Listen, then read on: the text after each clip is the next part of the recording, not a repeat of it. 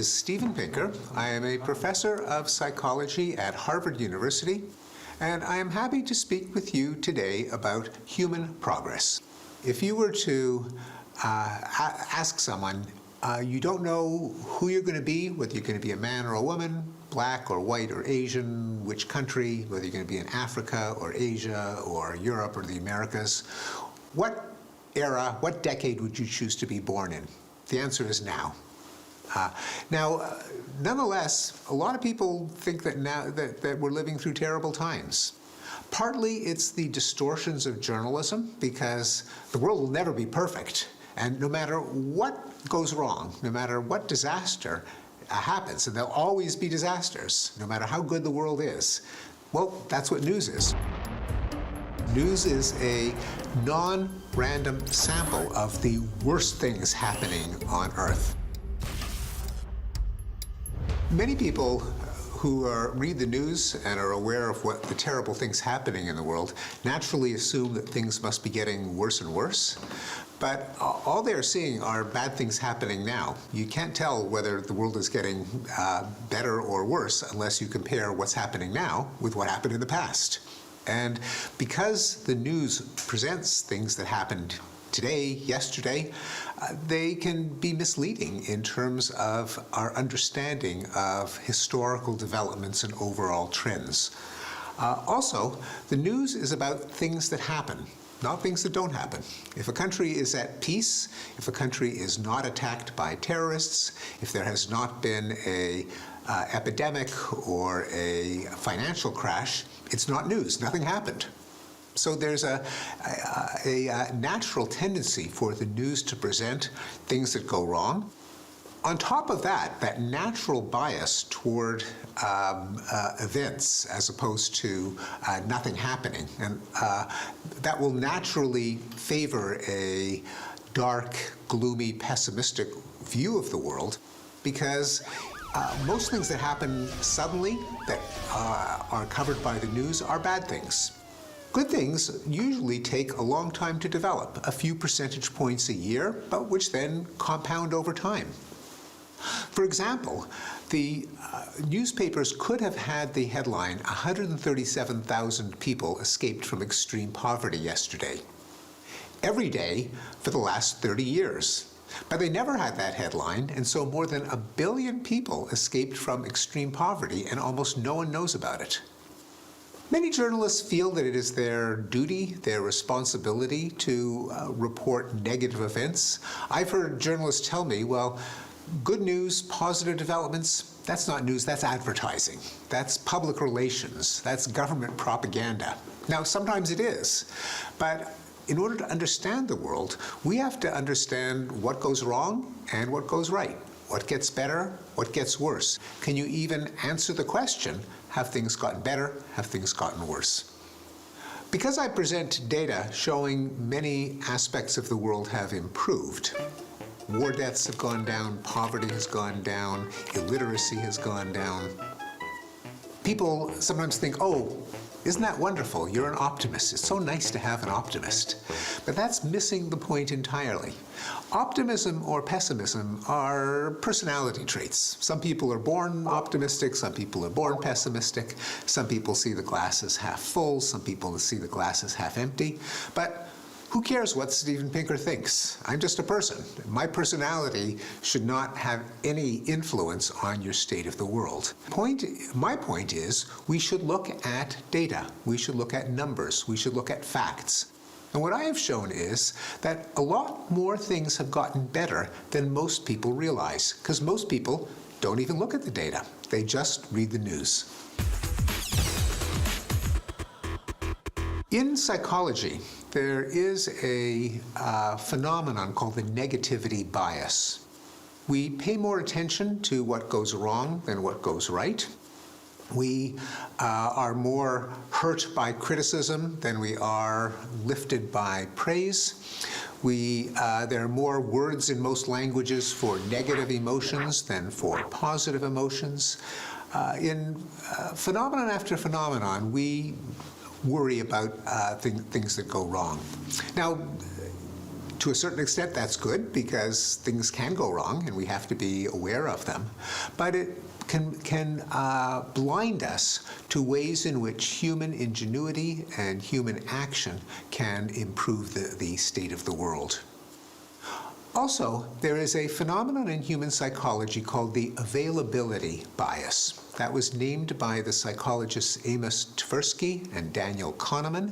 Kahneman won a Nobel Prize for this and other discoveries, where instead of being sensitive to objective frequency, objective danger, objective risk, our own sense of probability, of risk, of prevalence, of danger is fed by vivid images and anecdotes and stories, things that are available in our memory.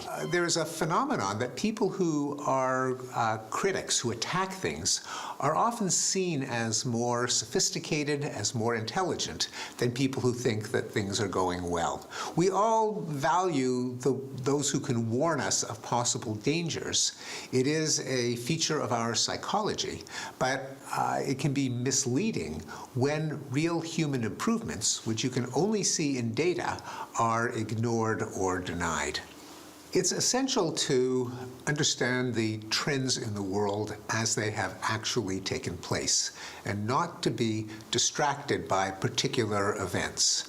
Because particular events are going to be a non-random, unrepresentative sample of what's happening in the world. Basically, a non-random sample of the worst things that happen on a particular day. And if that's all you're aware of, you might think everything's going wrong. All of our institutions are failing. All of our science, all of our democracy, all of our international organizations, all of our charities. Now that can be dangerous because you might think, well, why even bother trying? Let's just either tear everything down and hope that whatever rises out of the rubble will be better than what we have now. Now, that is false. The solutions that people have come up with to try to make the world better have succeeded. Not 100% of the time. That would be a miracle. But we live longer, there is less poverty, there's less disease, there's less illiteracy, there's less war. And it's essential that we understand that human actions can make the world better. I think journalism should make much more use of data and statistics because most journalists, in my experience, are idealistic. They want to inform the public. There are cynics who say, well, journalists, they just care about clicks and advertising dollars, and they'll just do anything that attracts readers. I don't think that's true. I think journalists have a sincere, idealistic mission to inform the public. They believe that only an informed public can preserve democracy and solve problems, lead to human improvement. I believe that journalists should be more responsible in presenting the background data, in presenting trends. If there is a crime, we should know, does that mean that that crime is increasing? Or does it just mean it's a rare event in a trend that's decreasing? Now, again, many journalists say, oh, you can't do that, because people hate statistics, they hate numbers, they want pictures, they want stories. But that is not true, because people who read the sports in news sites look at tables of data to see how well their team is doing, who scores the most goals. People who follow business look at data, the stock market, commodities, currency. People who look at the weather are aware of numbers. And so people who follow the news should also be presented with numbers. I think news sites should have something more like a dashboard, an instrument panel, that shows what is the rate of crime over time. Not just was someone murdered yesterday. What is the rate of war over the last 5 years, 10 years, 50 years? Not just a war broke out in Africa. What is the rate of carbon emissions? Not just, let's use more solar panels. Does that help? Does that hurt? We need more of an understanding of the overall trends so that journalism doesn't actually lead to misunderstandings, to distortions, because of the natural human tendency to assume that anything that they can see, anything they can remember, is common. Of course, data have to be looked at carefully. Sometimes data are just fabricated, they're fake. But of course, news stories can be fake as well. Events can be staged. And sometimes data can be misleading. They don't give you a complete picture. So journalists and scientists and statisticians and writers have to look at where the data came from. Are they representative? Are they contaminated? Essential to get information from several sources, not just from one website or from one paper, because sometimes a newspaper can be biased on the political left or on the political right. Certainly one should not base one's understanding from social media, from Facebook or Twitter, because the algorithms are not designed to favor accuracy and truth. The algorithms are designed to maximize attention, continuing to click, staying on that website. We only get the truth when there are institutions that are designed to approach the truth. Individual humans are not very good at sticking to the truth. We all distort things, we misremember things, we have biases, we want our party, our cause, our religion to be on top. Whenever truth happens, it's because of rules of a game that people agree to follow to minimize our biases. Their democracies have checks and balances. If there is a law that is unconstitutional, a court can strike it down. The government itself is subject to feedback from people who can vote it out of power. In the court system, you have a lawyer for the prosecution, but you also have a lawyer for the defense. In journalism, a writer can't just write a story and publish it. There is an editor who says, you did not do enough research, or you did not check that fact.